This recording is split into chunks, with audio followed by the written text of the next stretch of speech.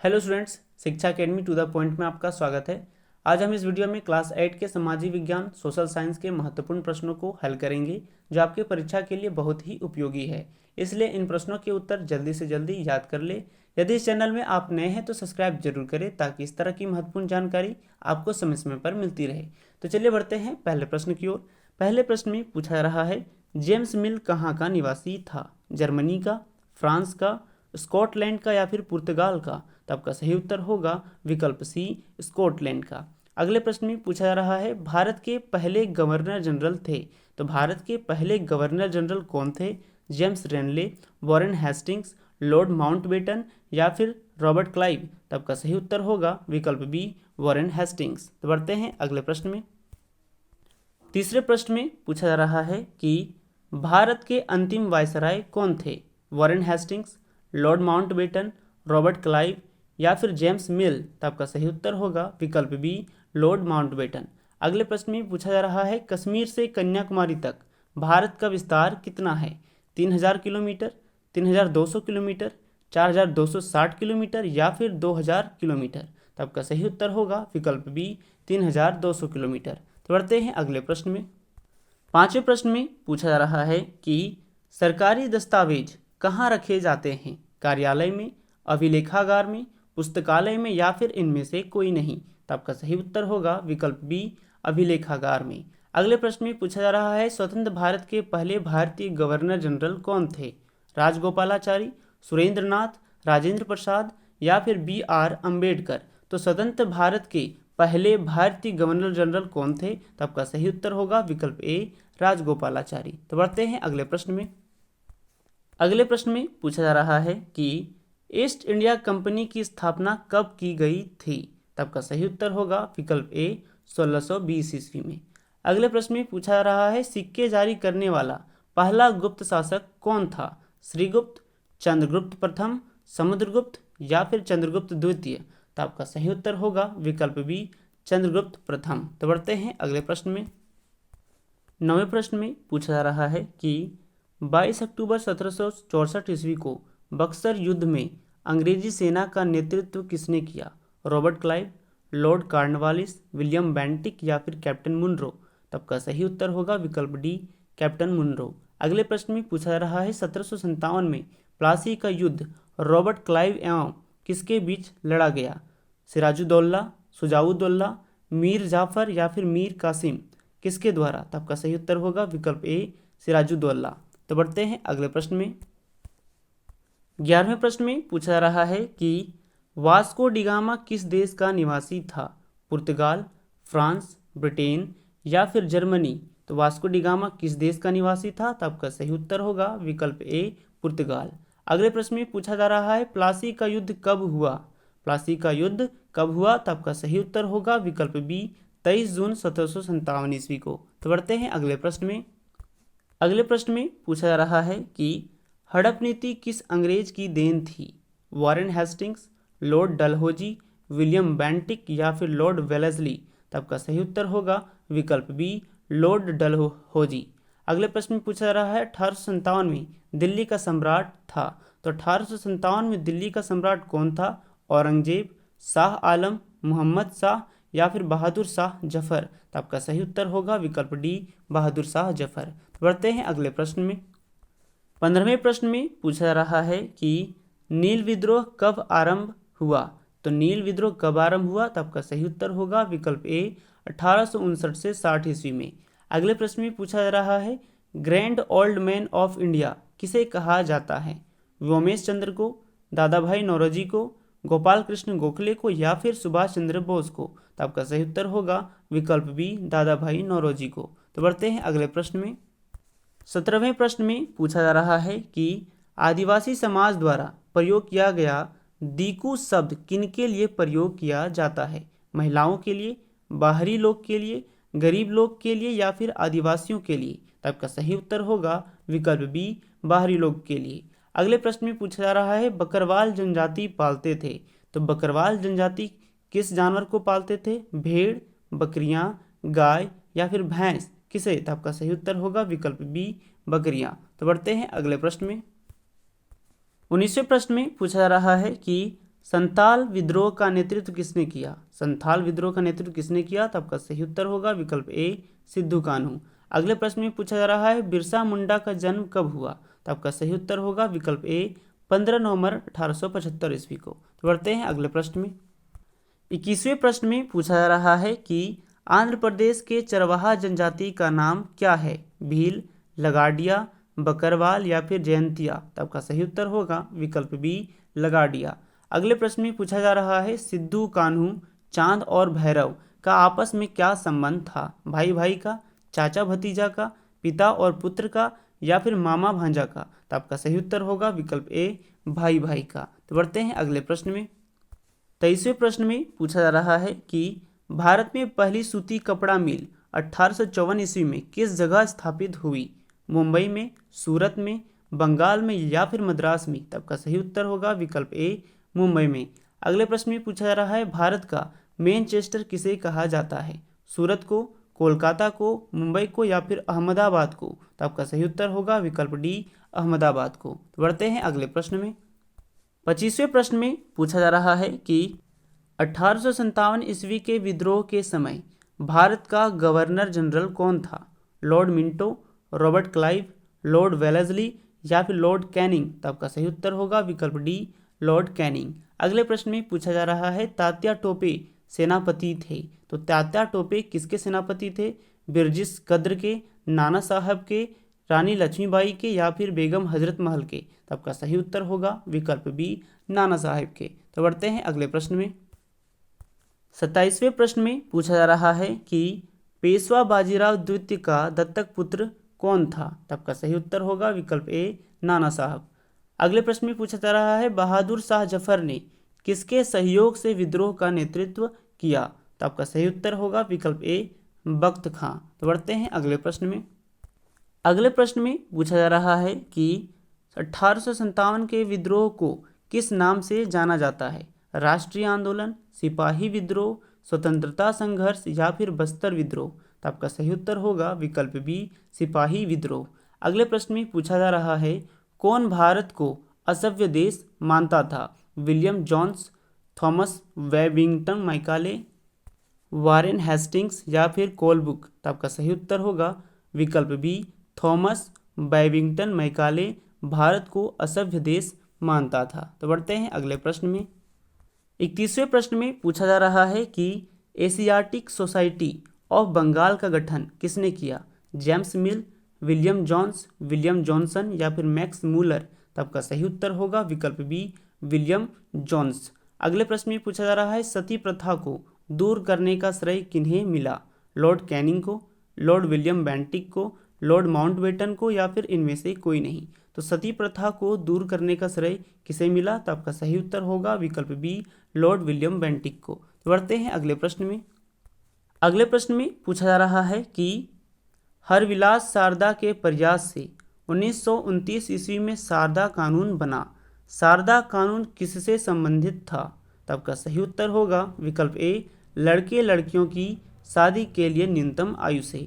अगले प्रश्न में पूछा जा रहा है पहली बार दिल्ली के सिंहासन पर बैठने वाली महिला कौन थी? रजिया सुल्तान, महारानी एलिजाबेथ, रानी लक्ष्मीबाई या फिर इंदिरा गांधी? तो आपका सही उत्तर होगा विकल्प ए रजिया सुल्तान। तो बढ़ते हैं अगले प्रश्न में। 35वें प्रश्न में पूछा जा रहा है कि सती प्रथा पर पहला प्रतिबंध किस राजा ने लगाया? हर्षवर्धन, जयचंद, अशोक या फिर पुलकेशिन द्वितीय? तो आपका सही उत्तर होगा विकल्प ए हर्षवर्धन। अगले प्रश्न में पूछा जा रहा है सती प्रथा का प्रथम प्रमाण किस अभिलेख में मिलता है? इलाहाबाद अभिलेख, अहमदनगर, रांची या फिर एरन? तो आपका सही उत्तर होगा विकल्प डी एरन। तो बढ़ते हैं अगले प्रश्न में। अगले प्रश्न में पूछा जा रहा है कि हिंदू विधवा पुनर्विवाह कानून कब पारित हुआ? 1847 ईस्वी में, 1857 ईस्वी में, 1865 ईस्वी में या फिर 1856 ईस्वी में? तो आपका सही उत्तर होगा विकल्प डी 1856 ईस्वी में। अगले प्रश्न में पूछा जा रहा है सत्य शोधक समाज की स्थापना किसने की थी? ज्योतिराव फूले, हरिदास ठाकुर, एकनाथ या फिर सावित्रीबाई फूले? तो आपका सही उत्तर होगा विकल्प ए ज्योतिराव फूले। तो बढ़ते हैं अगले प्रश्न में।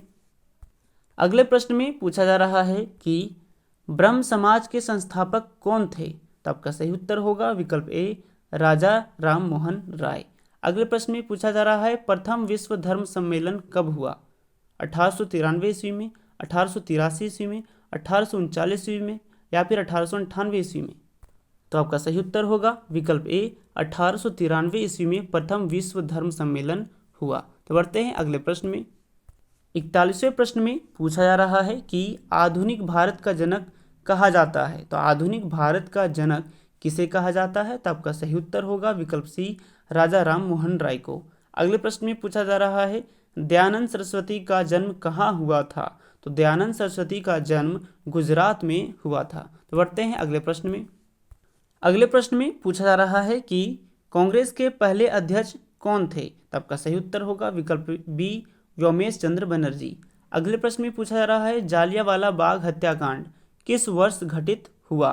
तो आपका सही उत्तर होगा विकल्प बी 13 अप्रैल 1919 में। तो बढ़ते हैं अगले प्रश्न में। नेक्स्ट प्रश्न में पूछा जा रहा है कि गांधी जी का असहयोग आंदोलन शुरू हुआ। तो गांधी जी का असहयोग आंदोलन कब शुरू हुआ? तो आपका सही उत्तर होगा विकल्प ए 1 अगस्त 1920 को। अगले प्रश्न में पूछा जा रहा है बंगाल विभाजन कब हुआ? बंगाल विभाजन कब हुआ? तो आपका सही उत्तर होगा विकल्प ए 1905 ईस्वी को। तो बढ़ते हैं अगले प्रश्न।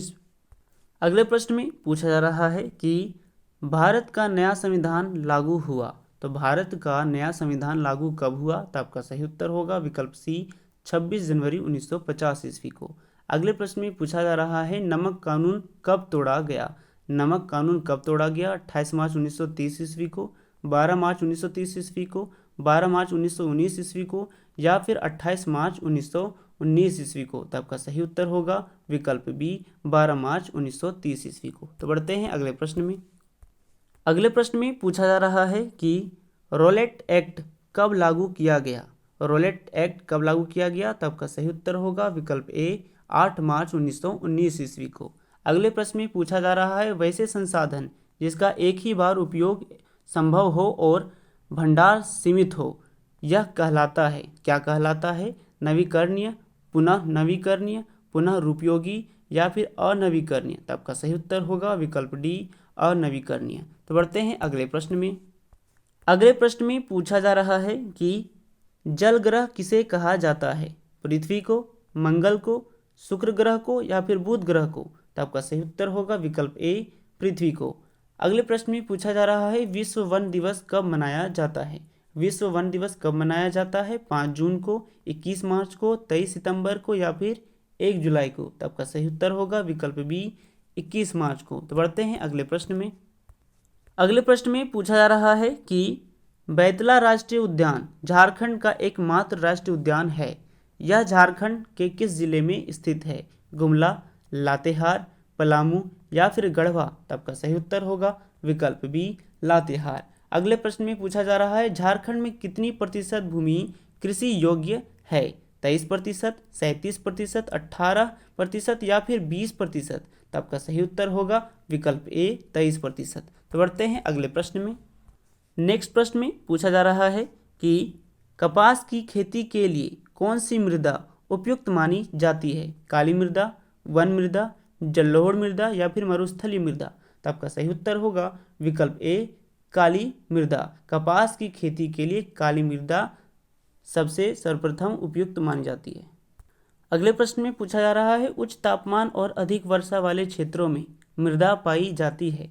जलोढ़ मृदा, लेटराइट मृदा, काली मृदा या फिर इनमें से कोई नहीं? तो उच्च तापमान और अधिक वर्षा वाले क्षेत्रों में किस प्रकार की मृदा पाई जाती है? तो आपका सही उत्तर होगा विकल्प बी लेटराइट मृदा। तो बढ़ते हैं अगले प्रश्न में।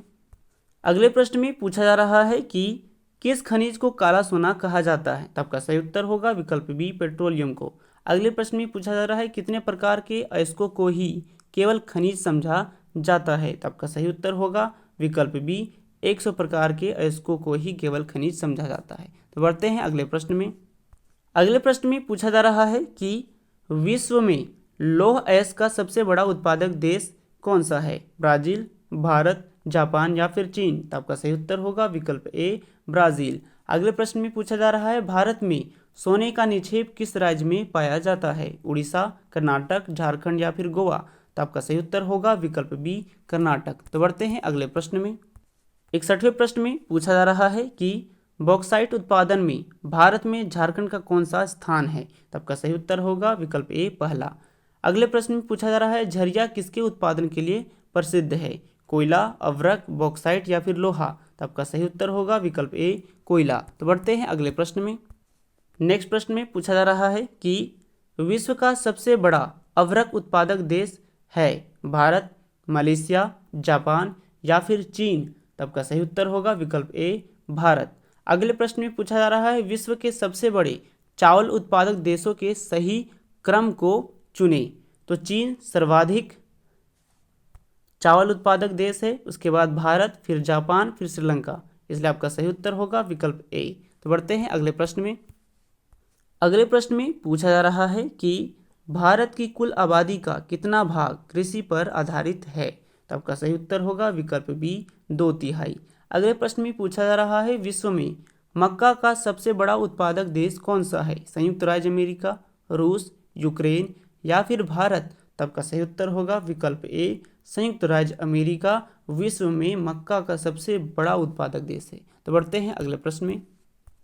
नेक्स्ट प्रश्न में पूछा जा रहा है कि चाय की शुरुआत कहाँ से हुई, जापान से, चीन से या फिर भारत से या संयुक्त राज्य अमेरिका से। तो आपका सही उत्तर होगा विकल्प बी चीन से।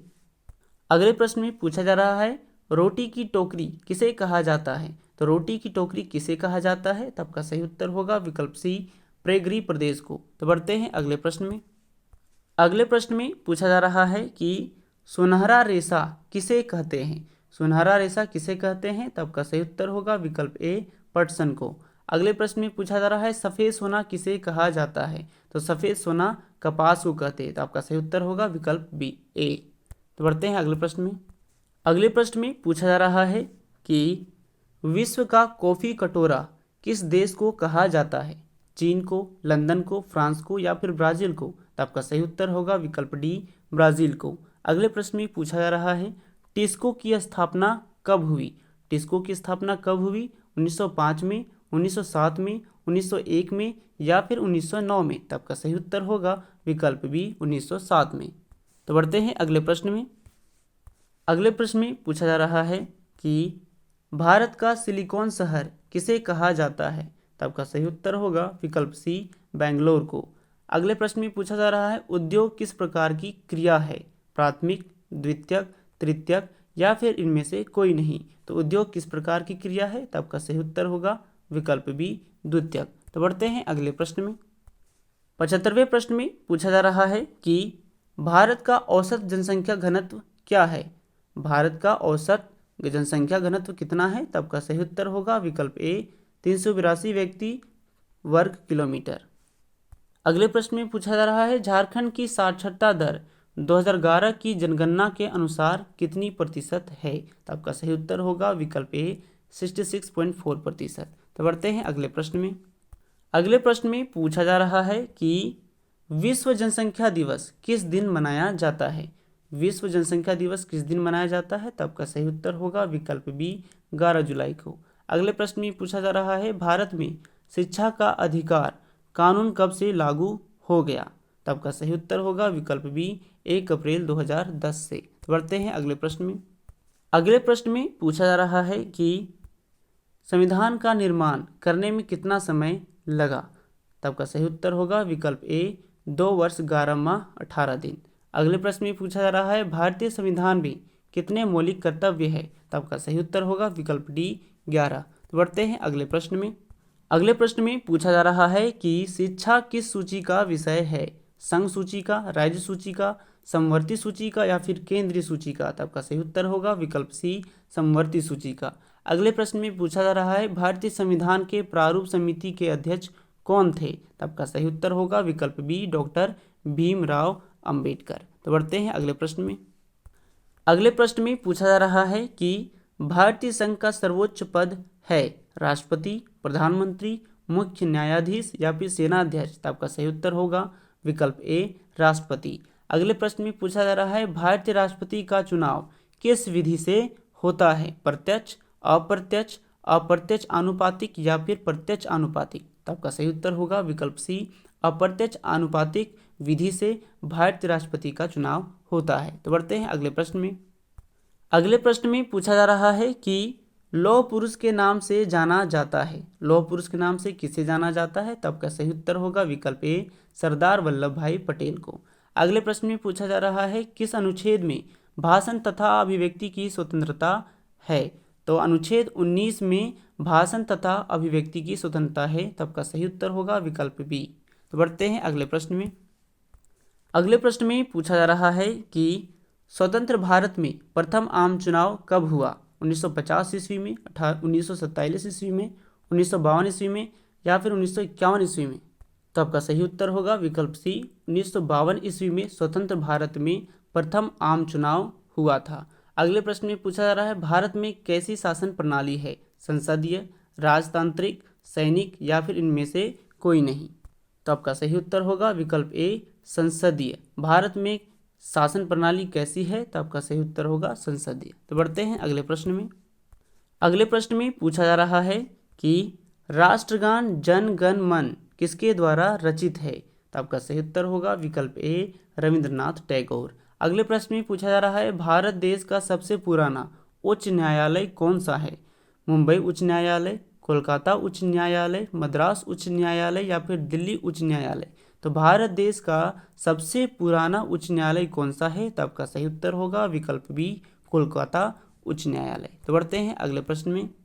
अगले प्रश्न में पूछा जा रहा है कि अभिलेखीय न्यायालय किसे कहा जाता है? तो अभिलेखीय न्यायालय किसे कहा जाता है? तो आपका सही उत्तर होगा विकल्प ए, सर्वोच्च न्यायालय को। अगले प्रश्न में पूछा जा रहा है किस वर्ष जनहित याचिका यानी कि PIL की व्यवस्था लागू की गई? तो आपका सही उत्तर होगा विकल्प बी, 1980 ईस्वी में। तो बढ़ते हैं अगले प्रश्न में। अगले प्रश्न में पूछा जा रहा है कि सच्चर समिति का गठन किस वर्ष हुआ? सच्चर समिति का गठन किस वर्ष हुआ? तो आपका सही उत्तर होगा विकल्प बी, 2005 ईस्वी में। अगले प्रश्न में पूछा जा रहा है स्वच्छ भारत अभियान की शुरुआत कब हुई थी? 15 अगस्त 2015 में, 2 अक्टूबर 2014 में, 2 अक्टूबर 2016 में या फिर 15 अगस्त 2017 में? तो स्वच्छ भारत अभियान की शुरुआत कब हुई थी? तो आपका सही उत्तर होगा विकल्प बी, 2 अक्टूबर 2014 ईस्वी में। तो बढ़ते हैं अगले प्रश्न में।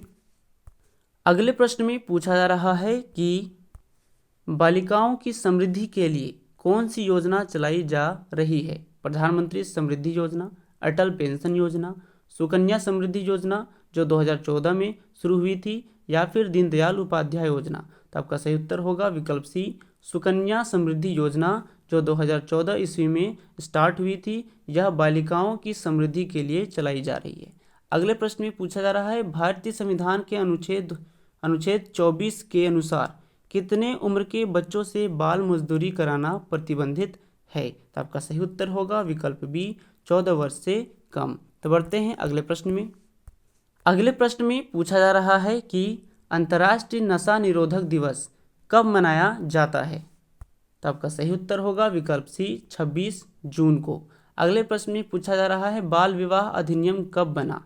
1806 ईस्वी में, 1906 ईस्वी में, 1947 ईस्वी में या फिर 2006 ईस्वी में? तो आपका सही उत्तर होगा विकल्प डी, 2006 ईस्वी में बाल विवाह अधिनियम बना। इन सभी प्रश्नों को जल्दी से जल्दी याद करें क्योंकि आपकी परीक्षा में यहीं से प्रश्न पूछे जाएंगे। यदि यह वीडियो अच्छा लगा हो तो लाइक, शेयर एंड सब्सक्राइब करना ना भूलें। तो फिर मिलते हैं अगले वीडियो में नए प्रश्नों के साथ। धन्यवाद।